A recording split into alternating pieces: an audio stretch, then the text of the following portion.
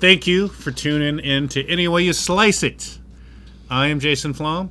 This guy right here, he's a smooth operator, a big dictator, Peter Tejan. Today, feel the rising power of this CD. We're used to holding up albums and they're big and bold. We don't have this on vinyl right now at this moment. Who needs them?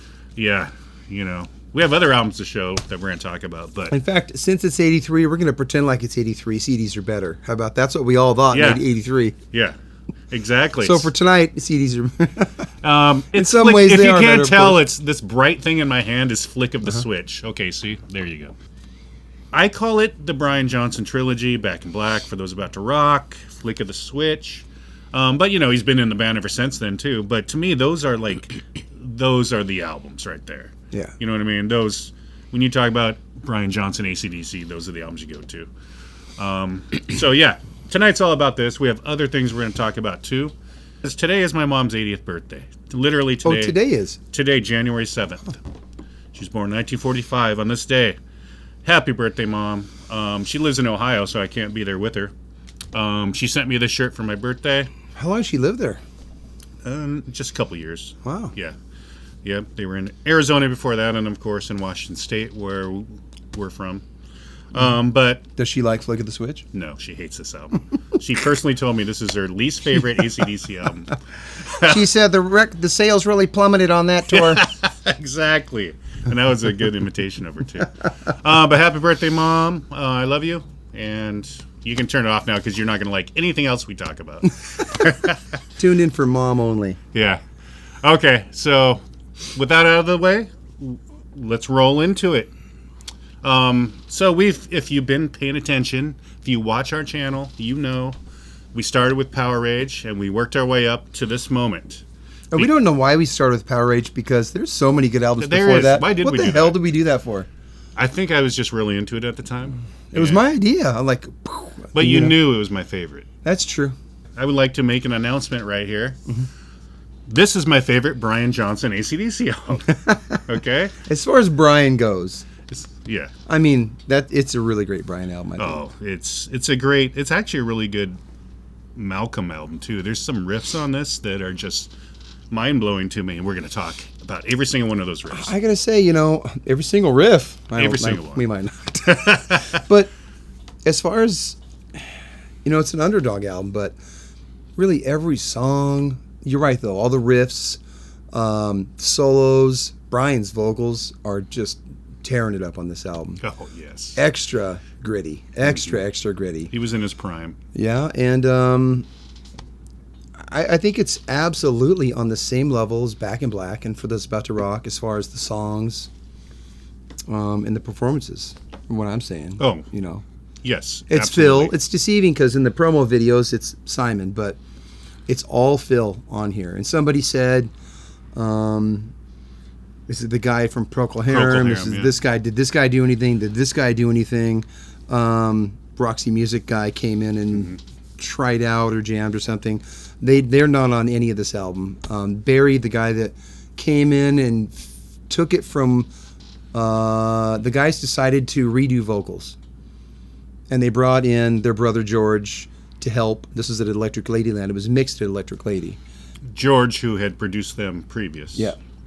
And it was just George, and he came in and helped him, just pointers on doing vocals, I guess, helped him produce the vocals. And this dude, Barry, he took it from that point on. He wasn't at Compass Point, but he came in at the Electric Lady stage. And he said that it's definitely all Phil. Okay, hey. So, because some people I've seen in groups, people talking about that, like this song could have been, I was listening to a review of this on the way here, and the guy was like, I'm a drummer, and I know that's not all Phil. Well, this is a drummer, and he says it's all Phil. Well, I mean, they said it is. I mean, I never thought it wasn't Phil. I don't know. I never thought about it that hard, but... So the first thing about the album, of course, that everybody notices is it sounds different, and... That's on purpose. Yeah, they get rid of Mutt Lange, and then they had their worst selling album. You know, Mutt Lange had to just be like. Because meantime, Mutt's doing dorks. Pyromania. Yeah, he's just going, but he's going up in places commercially that AC/DC didn't necessarily want to be. They didn't want to make a Hysteria. They don't want to take a chord and multi-track every note. You know, they don't want to do that. Like that's the opposite of what AC/DC wants to do. It's kind of miraculous that Mutt Lange was able to hang on to AC/DC as a client for 3 albums, really. Considering how they want to, considering if this album would have really took off, they probably would have just made every album like this from then on, because that's what they want to do. Write the riffs, rehearse them enough to get them pretty tight, but capture a good live take. They like to record live as a group, you know. Mm-hmm. So it didn't do that well. And when you say it didn't do well, it just, I read it took like a decade to go platinum. It was like 15. That's hard to believe. It was 15 on the charts. It really wasn't horrible. Yeah, but just based on how big they were at the time, just their name, you think this would have went platinum. The videos are not very good in that airplane hangar because 83, I mean, MTV had just started. They probably didn't realize how big MTV was going to get. Even by 84 and 85, everybody knew, like, oh shit, you could have some good videos. Look at those Cars videos, like Magic and stuff. People are putting lots of money into, you know, getting blue screen, getting fancy. And here they are, looks like a camcorder in this big empty room, you know. Yeah. I like it because I'm a musician. Oh, it's awesome. I like to see that. I was watching those last night. Yeah. But how's that going to hit, like, you know? Yes, but on the video front, the next album, they would, like, try their hand at actual MTV videos. Yeah. And they were stupid. But I think they got aired to a degree. It probably helped. Yeah, you know? Yeah, they did. Yeah, so for the sound of it, they were actually thinking there's a Muddy Waters album where Johnny Winter guested, I think. And it's I'm a Man. What's it called? What's that song called? Manish Boy. Manish Boy. And everyone's hooting and hollering. And AC/DC kind of wanted the room sound. So you can hear, even the guitars have room sound on them. Definitely. I like the room on the drums. I do wish the guitars, they could have been a little bit more close up, you know? It's the sound of the record, though. Everything has that room sound on it. I suppose they backed the mics up and just got more room on the guitars and room on everything. I've heard a couple of people say the bass is kind of buried. I never really thought about it, but maybe I didn't because I couldn't hear the bass that much. And you know the kind of bass he's playing. Yeah. He's probably playing a Steinberg again, huh? Yeah, he's playing him in those videos. In the rehearsal or the airplane hangar, yeah. So they were going for that, and whether it was a commercial flop or success or not, they achieved it. And this album is so badass. Oh, I mean, yeah. I've been listening to it for a month straight. Oh, yeah. Like I said in the last episode, comes on my changer. I just leave it in. Like, no, it is literally impossible to get sick of this album. It just is. Yeah. You know, on this and this especially, you hear certain songs so many times on the radio. I don't even listen to the radio that much, and I hear those songs on the radio. Yeah. And in the old days, oh God, all the time. Yeah, "Shook Me All Night Long" is one of those songs you can almost get like Comfortably Numb. I love Comfortably Numb for sure. But you can get in your car, and in here, the station for that would be KZOK. I'd turn it on. Gee, I wonder if Comfortably Numb will be on. The other day, it was on. I'm not joking. Mm-hmm. I said, it feels like Comfortably Numb might come on right now. Yeah. Because they played the same 40 songs over and over. So, Shook Me All Night Long is one of those songs. Oh, without a doubt. And in the old days, though, they would play, I mean, I remember hearing Houses on Fire, Guns for Hire. Mm-hmm. That's probably it from this album. But, you know, all of Back in Black. You know, it didn't have to be a single. They'd play a cool album track, you know? Yeah. But, God, this album is so good. I mean... It really is so good right from the start. It doesn't have any bells. It doesn't have a slow, brooding start. And it's amazing that they did that for 2 albums in a row and took that chance, I think, to start these albums like that, which ended up being probably 2 of their very biggest albums, you know. But this one comes along, bam, they just start right in, bounce, dun dun dun dun dun, and that verse might sound somewhat. God, I don't want to be negative because I love every second of the album, but kind of pedestrian maybe. But when his vocals come in and deliver this story that's unfolding. That's when I realized this is a great opening track. You know what I mean? What's the story about Rising Power? And and Rising Power, something starting, Yeah. something's coming up. I think that's Yeah. another reason why it's the first track. Exactly. But I do love the recording, but it ain't Mutt Lange, and so it doesn't do that thing that Mutt Lange did. You know, get that nice, thick, warm snare that the casual listener just like catches them. You know, we're in bands. We like to take a cassette deck and hit record at practice and listen to it all week long and think about what we could do better. We like that rawness, you know. But normal people who aren't musicians and it comes on the radio, I mean, they don't get that. That's why our last episode I was like, this is too good for radio, because it's almost too real, you know. Mm-hmm. Yep, exactly. Yeah, Rising Power, the opening track that we're talking about, of course. Now, I personally don't think this probably would have been the opening track if Mutt Lange was involved. I don't know. He probably would have had some grand thing planned, you know, whether it be bells or cannons or something. Yes, because right? it just busts in. It just like, oh, here we go. We're starting Bones. And it does have a great pocket. Exactly. But yeah, that's exactly. It has a great pocket. I mean, it's okay. This is a testament to how good this album is. Rising Power is my least favorite song in this whole thing. See? Yeah. I've heard a few other people say that Rising Power isn't really at the top of their list. No, it's great, album. though. No complaints. My whole life, ever since I got it on, you know, and I've told this story about it. I got it on cassette, and I had my little Sony boombox. And me and my friend Rob, walking around the neighborhood, remember this story? And our friend Brad comes up in his, like, Camaro with, like, you know, a green fender and 6x9s chilling in the top in the back window, and literally listen to Hair of the Dog. So, hey, man, you want a doobie? And I had this cassette in the boombox. I can't say it was on Hair of the Dog is the perfect song for somebody to pull up like that. And, yeah. I can't say it was on my shoulder when Brad pulled up, but I remember having my boombox, and we were listening to this cassette a lot because I had just gotten it. But those were the days. Totally fast times. You know, when I think but of this was the boomboxes- album that was out that I had just gotten at the time. And then months later, maybe 3 or 4 months later, whatever, Flick came out. Yeah. Not Flick, Fly on the Wall came out. Yeah, the 82, 83, that was the boombox era. And I think of this album right here. Mental Health, people. Yeah, and totally. guess what? We've discussed doing an episode on that, so stay tuned. I was boomboxing it with Out of the Cellar, too. Oh, yeah. And by the way, we Yeah. got to do those first 3 Rat releases. Including the EP.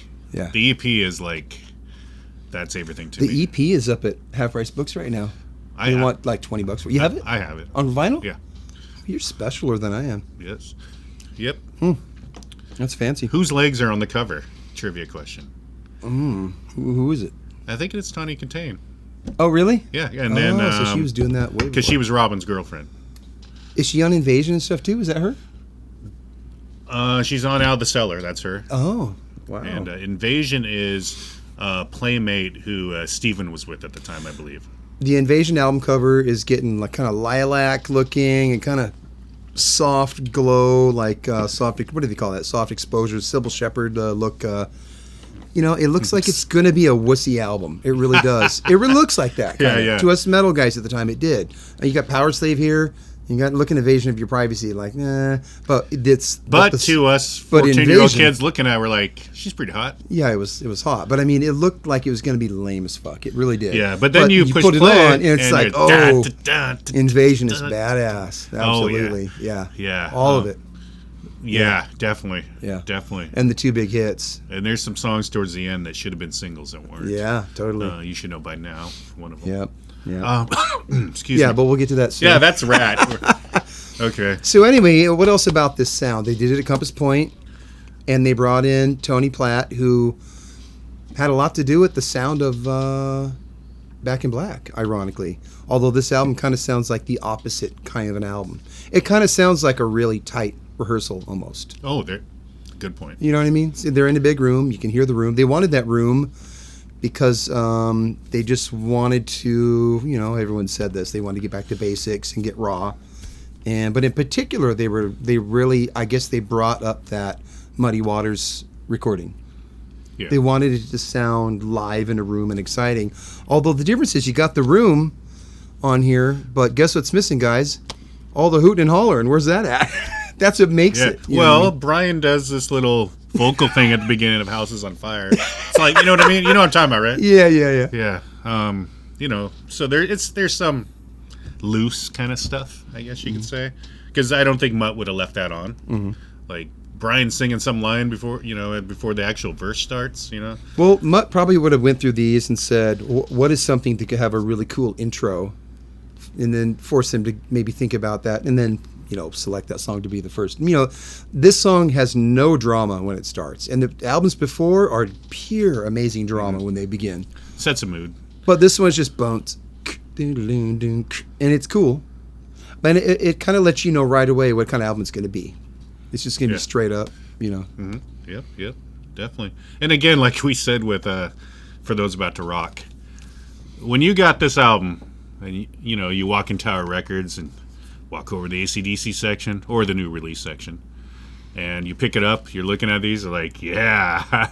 Some badass song titles. Yeah, you know what I mean? Yeah. Brain Shake, Deep in the Hole, Nervous Shakedown. You want to get this. Brian song titles and stuff. Yeah, he brought just a power to the whole lyrical thing, and they were pretty much they didn't create it, but sex, drugs, and rock and roll. People try to slander him for with his biceps on the stage and like his screechy thing, and it's like, and the cab driver. It's like, fuck yeah, exactly. Like, duh, that's awesome. Yeah. What's wrong with that? There's rock nothing and roll. wrong with that. Hello, rock and roll. I want a cab driver hat. I want one.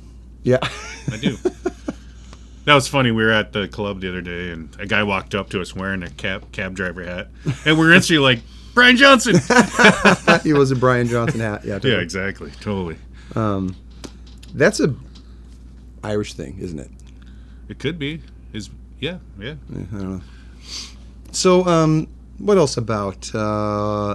I think it might have been a different board upgrade at this point. It was an Eve. They recorded. I don't know if the power was going out this time or not. I don't really know about that aspect, but they mixed Electric Lady with the Barry something. And it's probably on here. I guess they weren't really happy with Brian's vocals, and they actually rewrote. They wanted to fine-tune lyrics. So George came in. They worked on lyrics, and there's a handful of pictures of them sitting around the board, just chill, just being normal. They're just normal people, really. They're just normal dudes. You know what I mean? Normal, really small Australian dudes. It's like like the creator of rock and roll. Yeah. So, yeah, I mean, I think the album sounds kind of raw and loose, like it's in this room, but it sounds great. And to this day, when I put it on, it's just a shot in the arm right away. It really is. Great boost of energy. It's so consistent from start to end. It's not experimental at all. There's no drama, but it's just badass from song. And the thing that gets me is the choruses. I notice often how strong these choruses are. On every single song, these choruses are just so strong. Mm-hmm. There's not a lot of variety in the choruses as far as every chorus sounds this. I mean, vocally sounds the same. He does his thing. Yeah. You know what I mean? He does his thing. Yeah. But it's so awesome, every chorus. I just think every chorus is really strong. Yeah, definitely. Yeah. So, I mean, it's kind of ironic because the album didn't sell very well, and even the tour attendance, I guess, was down.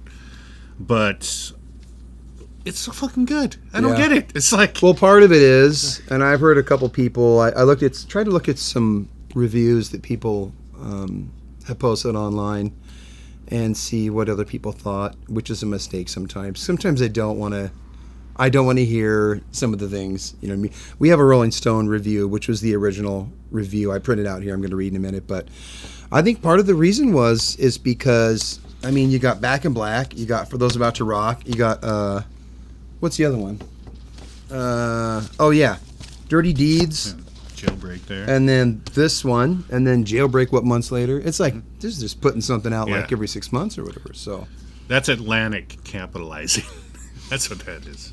When For Those About to Rock comes out in '81, and they do this big tour, they probably didn't even huge tour. They probably didn't even need to put an album out until '84, really. No. But it's what they do. They wrote songs. Let's rehearse them. Let's record an album. They love doing it. So, it's funny that this Flick of the Switch is their reaction to Mutt Lange. And Mutt Lange was kind of laughing because he's rolling in the dough. Because he could have made this album into something that people would have tangible for the common man. The common man. You know what I mean? Could have made that snare thick or predominant and stuff. You know what I mean? Sometimes the snare, I do think once in a while that the bottom on an album, some people might think this album's raw, but it's not like it wasn't fully mic'd. Of course, they have a top snare and a bottom snare mic. And sometimes I hear that bottom snare mic up kind of loud. I don't know. I hear the white. Sometimes it's like it could have spoken like a true drummer. You hear it though. It could have been warmer. You know what I mean? But that's the Mutt Lange. Yeah. Maybe it just takes somebody that pays attention to detail, like Mutt Lange, to tell them turn that bottom snare mic down a little bit, and that changes the whole record. That warms the snare up incredibly. So I don't know. Peter, I think you should produce their next record. Get them back to sounding fucking like this, man. All you got to say is back to the flick sound. Let's hear the Rolling Stone review real quick. Okay. So, do you know who wrote it? Some dude. See, he had it sitting there. I would not look at it. I don't even know if it's positive or negative. But I'll tell you what I think of it when he's done. I'm not sure who. I printed it off, but I didn't print off the guy's name. It says, with flick of the switch, the Australian mega band, bar band, AC/DC. Bar band? Right off the bat, I'm hating. They playing bars at this point? I'm hating this guy right off the bat. Yeah. Mega bar band AC/DC has now made the same album 9 times. Surely, it's 11. Yeah. Surely a record even in heavy metal circles. Intellectually, it's a dubious achievement, of course, but there is something perversely reassuring about the brute Godzilla-like stomp of AC/DC's rhythm section. Well, there we go. The industrial guitar crunch of Angus, of course, industrial music wasn't a thing yet, so that's not what he's pertaining to, of Angus and Malcolm Young, and the macho bark of singer Brian Johnson. Produced by the band, Flick of the Switch isn't quite the monster blowout the 1980s Back in Black was. Notice how they just skip right over For Those About to Rock, which is an amazing album. They were even doing that back then. Yeah. People do it now. They were doing it back then. And the Youngs retooling of old riffs for new hits also teeters on self-produced by the band. Also teeters on self-produced by the band. So he's ignorant. Ignorant. Who wrote this? I don't really think the riffs are stale on this album. No. Yeah. But now, how can you argue with a Molotov cocktail hour that includes such crass fun as This House is on Fire and the Whiplash Rocker Brain Shake? Sure, if you've heard one AC/DC album, you've heard them all. Flick of the Switch makes for one hell of a crash course, though. So he's trying to be cool and cynical, but he thinks it's good AC/DC, basically. Yeah. Typical Rolling Stone review. Does it give stars or anything? I don't know if it may have. Yeah. I didn't print that part. I would have gave it much more praise. Yeah. You know what I mean? It's like I wouldn't have said anything negative, to be honest with you. Because if you were right in 1983, what was there to say negative about AC/DC? Not a single thing. When I got this, I wasn't coming at it like I heard the new song on the radio and it didn't hit me. It's like, I got the cassette, like I had the other albums at that point, and it was different, but great in its own way right off the bat. I could feel it. It is. If somebody comes to this album through the radio waves and through MTV, and if they're that kind of a fan, a part-time, occasional fan, fair weather fan. Yeah, it's not going to hit them like that because it's just not produced like that. Yeah. So it's like they almost did it to themselves because they wanted this raw sound. They didn't make really MTV-friendly videos. Yeah. And from what I understand, they also didn't like the fact that it didn't sell very well. And the attendance went down. When it was done, the small amount of interviews I found between Malcolm and Angus, when it was done initially, they were happy with it. Well, of course. It's a kick-ass album. Yeah. But then it doesn't sell. Mm-hmm. It's like Kiss and the Elder. It's like they're proud of it. We love it. It doesn't sell. They're jumping out on Flown Eddie. They're run out there. They're so pumped about it. Yeah. Oh my God! It's amazing. Yeah. And then, a year later, we failed. Yeah, we shouldn't have did that. So you know why? Because it didn't sell. AC/DC never really says that, though. They don't really talk negative about it. They think there's some good stuff on there. It's just, And then, ironically, Fly on the Wall probably did a little better because of the videos. And also just because every year that went on from that, they just became more classic. I mean, the tours were always huge, right? Oh, yeah. So they're playing stadiums right now. But ironically, I really don't think the songs are quite there for the most part of Fly on the Wall. Maybe half the album. We're going to review it. It'll be fun to talk about. Yeah. Fun. And I might find that I like the songs more than I remember that I do. True. We're going to really inspect this album. There's some good stuff. We're going to deep dive. Shaky Foundations and... but we're going to come at you next time with this. Yeah. Sink the Pink. Yeah. No clue what that's about. So what have we got? So we kind of mentioned... Okay, so House is on Fire is a great tune. Now, why wasn't that a single? It should have been. Well, there was 3 singles. And that wasn't one of them. Singles were... Guns for Hire was the first. Uh-huh. Flick of the Switch and Nervous Shakedown. Yep. Yeah. But House is on Fire would have been incredible. Mm-hmm.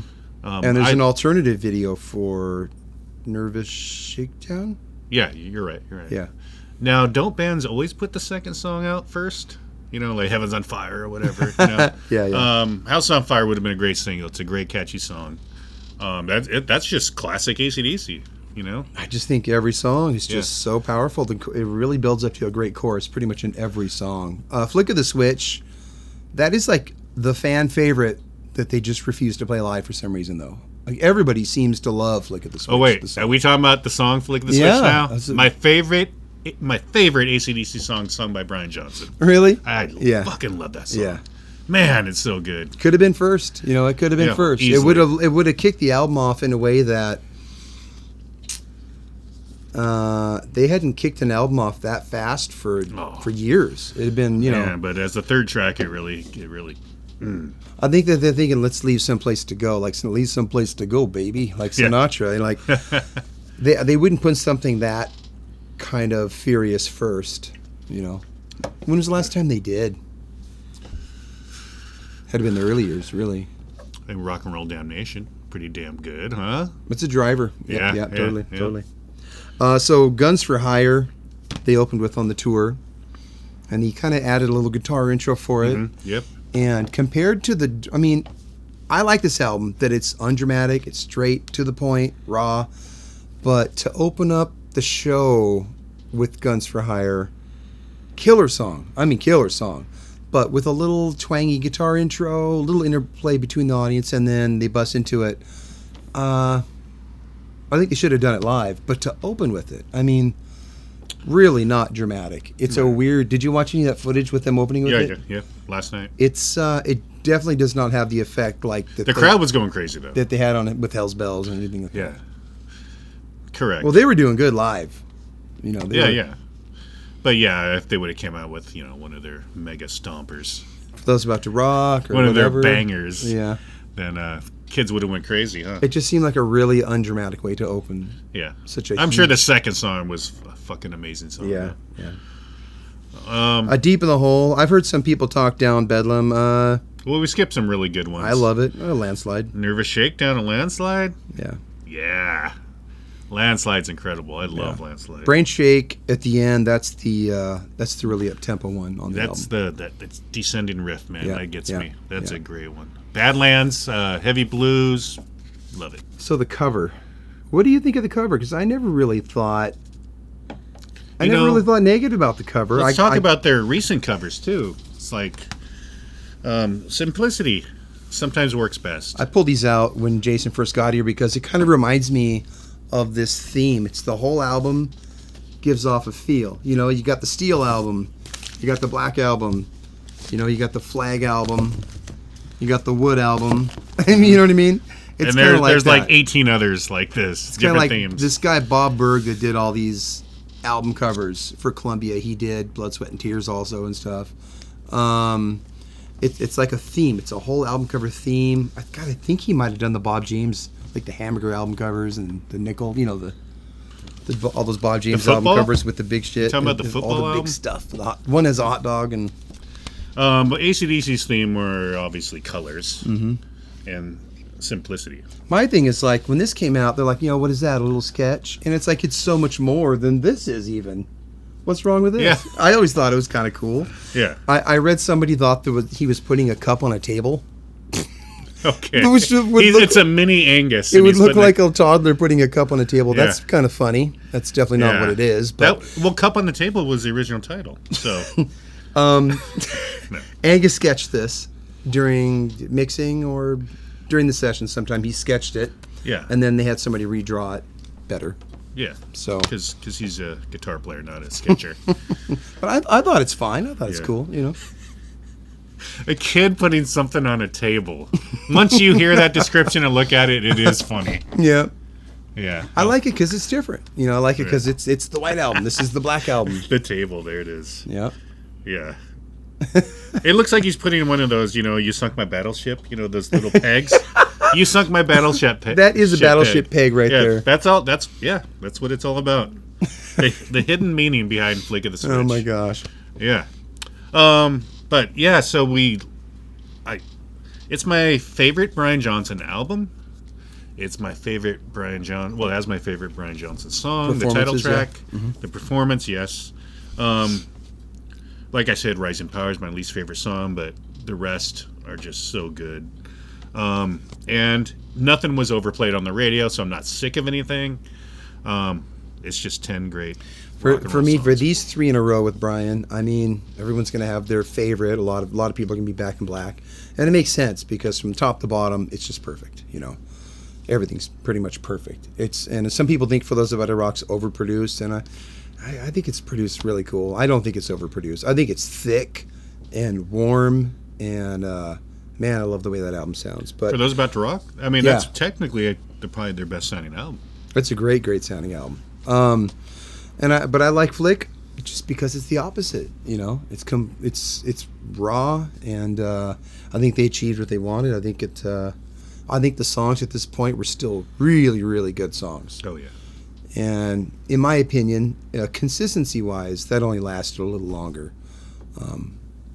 And then from then on, a couple albums later, they had a couple of songs that were really good on every album. And those were the singles. Those really kept them on, floating on top of the charts and all that. Heat Seeker, things like that. To me, this is the last album where every song, killer, no filler, Speaking of that, like even on an album like this. Now, I remember we did our review for this, and I even said, okay, there's some songs at the end that you could tell maybe weren't as good as the ones on side 1. No, don't get me wrong, they're all good, but this album's not like that. To me, my least favorite track is the first one, and the rest are just so good. Yeah. So, no filler, all killer. That's what I say. Yeah. That's my review. It's ironic because it's not produced in a way where a lot of folks could understand. Really feel it the way they could have felt it, So. Yeah. Well, we're not two of those folks. Did you have something about Crocus and AC/DC? Okay, so they did some summer shows, and talking about the 1984 summer shows. This is right before this album, but I found it in an '83 magazine I had. The whole issue was about summer tours. So check it out. Crocus slams AC/DC. Swiss band Crocus seems to be in tight with Def Leppard and the Brit Rock Heavy Metal Brigade, but it sure doesn't get along with AC/DC. Bassist Chris Von Rohr explained to a British Music Weekly that he's positive AC/DC kept his group off the Castle Donington. Off the bill at Castle Donington. AC/DC refused to let us appear on the grounds that Mark Storis has a voice too close to the late Bon Scott's. He's kind of between both AC/DC singers, isn't he? He's kind of in the middle. I know what you mean. Those instructions came straight from the band. That attitude just stinks in my book. Who do AC/DC think they are? I don't know, one of the biggest groups of all time. Who are those guys? So meanwhile, Scorpions' Rudolf Schenker is wondering who the guys in Crocus think they are. Schenker claims Crocus imitated Scorpions until the group found it could make more money playing like AC/DC. Bingo. Okay. This was my when I read the title of this thing he was going to read, Crocus Slams AC/DC, and I didn't read the rest. First time I heard it right there. First thing I thought is, you must love them because you made certain albums that sound exactly like them. Yeah. Like, the early ones, like Long Stick Goes Boom. Come on. Who didn't hear that and think, this is a great fucking AC/DC song? Yeah. Yeah. With that said, Crocus is fine. I have nothing against him. But this sounds personal. It sounds like they didn't let them on the bill of Castle Donington, And fine. I mean, they have a right to pick who's on the bill with them, right? I guess my point with this was that while their album coming out a couple months later wasn't going to do that good, they're headlining Monsters of Rock and stuff. And then they did the following year with Van Halen. I think Van Halen had. So, I mean, I'd say either way, whether this album did amazing or not, there was so much stuff coming out, What do you think of Jailbreak? I love Jailbreak. I remember getting this from Columbia House Records and Tapes. I probably didn't pay for it. On vinyl? I still owe for it, actually. They're after me. Yes. I wish I had it on vinyl. I've never had that on vinyl. Yep. I had that. I remember even my gym locker having a little. It was like it was a Walkman, but it was one of the ones with a little speaker on it. Mm-hmm. And you could have headphones or speaker, and I had it up kind of quiet, after gym, getting my rocking out the 74 Jailbreak in there. So when this came out, it came out in 84, not 74. I had never heard these songs before. Jailbreak, remember the video the MTV started to play with them playing like in some, rock quarry or something? Yeah. Oh, it's awesome. Yeah. I love that video. Yeah. I just remember thinking, look how young they are. Uh-huh. I mean, Angus was a kid. Yeah. Like literally, he's probably like, I'm just throwing this age out there, maybe 17. Yeah. Soul Stripper is great. Soul Stripper and 74 Jailbreak. Oh my God. How can a song like, well, both of those songs really, how can they go this long without being released in America? Weren't they recorded in late 74 or early 75 or something like that? Yeah. So, and all the songs are good, really. I mean, I guess they're when Flick of the Switch didn't sell well, I guess they're probably like, well, we can put a little something together. So. Yeah. Well. But Jailbreak is killer. And Soul Stripper, I mean, that song that's one of the moodier songs that they ever did. That really bass line, and that's not even Cliff Williams, but that bass line is incredible. Sevens. It's got a different mood for AC/DC. Yeah. It's so killer. Yeah. Super cool. So it doesn't even matter that Flick didn't do. They got to do an album they wanted to do, and all of this shit's all over. They're selling albums left and right. Yeah. The tours are huge. Yeah. They were paying the rent. Let's put it that way. Yeah. They were living large. Yeah. So this is worth noting because it came out. As you said, it was kind of probably the answer to Flick of the Switch failing. It's like, okay, this didn't fail. So there's a lot of all over the radio. There's a lot of people that think Flick is pretty darn good. In retrospect, a lot of people really do love Flick. Fly on the Wall. I know I've heard people that like it, but I've never heard anybody really rave about it. It's got some good stuff, and his vocals are insane on that album. He's shredding his lungs out on that one. But I would say, pretentiously, that from 74 to 84 that was a good 10 years. 10 years. Without doubt. 10 years is pretty good to be that consistent and that powerful. Oh yeah. So, and to get better as you go along. I mean, Fly on the Wall's got some good stuff on it, and Who Made Who and the couple instrumentals. The couple instrumentals, I mean, they're fun, but Who Made Who's a great song. Oh, but from then on, it was like, it's like they have that one awesome song in every album that did it on the radio. Yeah. Fun to hear, even for us music geeks. Fun to hear on the radio. When those songs come on the radio. But the first 10 years is where it's at. Yeah, and that's why we're gonna conclude that 10 years next time. Shabam. Should we do that? Did we talk about? When do we talk about what's it called? Who Made Who? Did we talk about it? We've mentioned it. I guess we talked about it on our album review. I like to talk about it because it was the tour I seen them on. We could talk about Fly on the Wall and Who Made Who and kind of call it good on the 80s AC/DC. Yeah. We'll combine the two. Yeah. One thing more about Flick of the Switch. Mm-hmm. The second show of the tour was in Tacoma, Washington. Really? About, what would you say, 4 or 5 miles from where we sit right now. Really? At the Tacoma Dome. Were you there? No. Oh. God. AC/DC. Fastway. Mm-hmm. Quiet Riot. I I remember, you know how I've talked about the rock show? Uh-huh. Oh, wait, no, that was something else. Quiet Riot came back and headlined the Tacoma Dome with Autograph opening up. And the rock show was there interviewing both bands. Yeah. That was cool. I thought, to see a local cable show interview bands backstage in the Tacoma Dome, so cool. But yeah, AC/DC, Fastway, and Quiet Riot. Come on.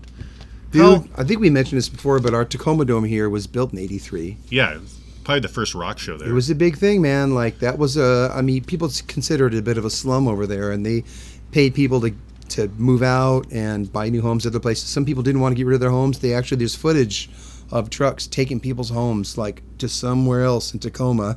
Houses that used to be where the Tacoma Dome sits, they're now in other parts of Tacoma. Those people that were being really hardcore. And when it went in '83, all these shows went in for years where it was like 3 killer rock and roll groups, Yeah, that being like the one I wish I was at the most. Scorpions, Rat, that was in '85. Did you say you saw that? No, I was not at that. Scorpions, Rat, and who opened that one? I can't remember. It was somebody like Eddie Money or... Really? I don't know, but it was a lot of 3-band big bills, I seen Queensryche open up for AC/DC there. Oh, yeah. I seen Dawkins and Judas Priest. Mm-hmm. It was just Dawkins and Judas Priest? Yeah. Huh. Under Lock and Key and Turbo. Mm-hmm.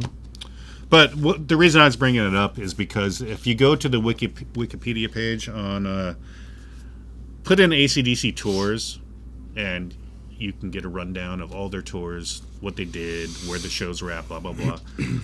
The Tacoma Dome show is highlighted and mentioned because somebody shot off some kind of firework that shot through the ceiling, and it caused all this damage and stuff. So some stupid with a flare gun shot the place to the ground. Exactly. And that became commonplace at the Tacoma Dome. I was at a show, Judas Priest in '86. Somebody got stabbed to death on the floor. At Kiss in '96. We're wild, man. Kiss in '96, the reunion tour. Yeah. That was '96, right? Yeah. Something got lit on fire because of their pyrotechnics, and they had to stop the show. It was like a big thing.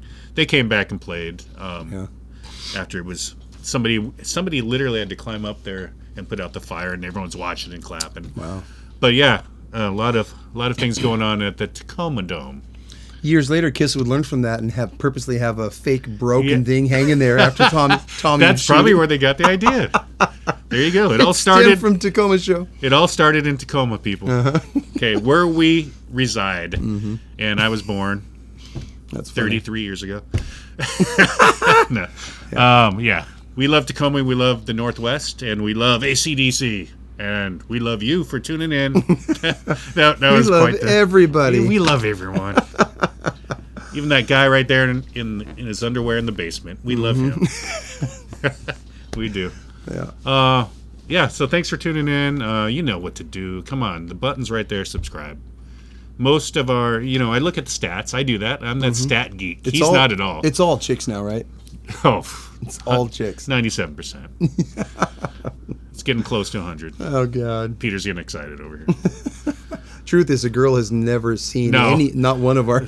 We're joking about it because literally it says male 100%. I swear to God, our viewers are 100% male. But hey, we love each and every one of you. We love each and every one of you.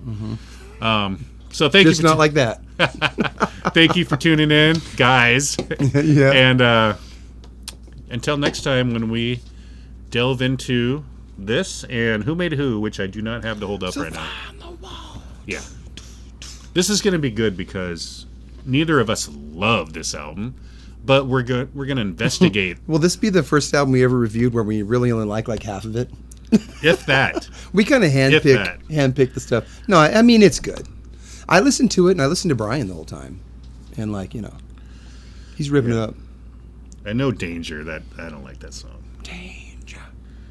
I don't remember liking Stand Up. Yeah. Anyway, we're going to get into it. Maybe by the time we do it, I'm going to be like, Danger fucking rules, man. I've been listening to that nonstop. Who knows? Yeah. All right. Thanks for tuning in. I'm Jason. That's Peter. Any way you Flife it. slice it.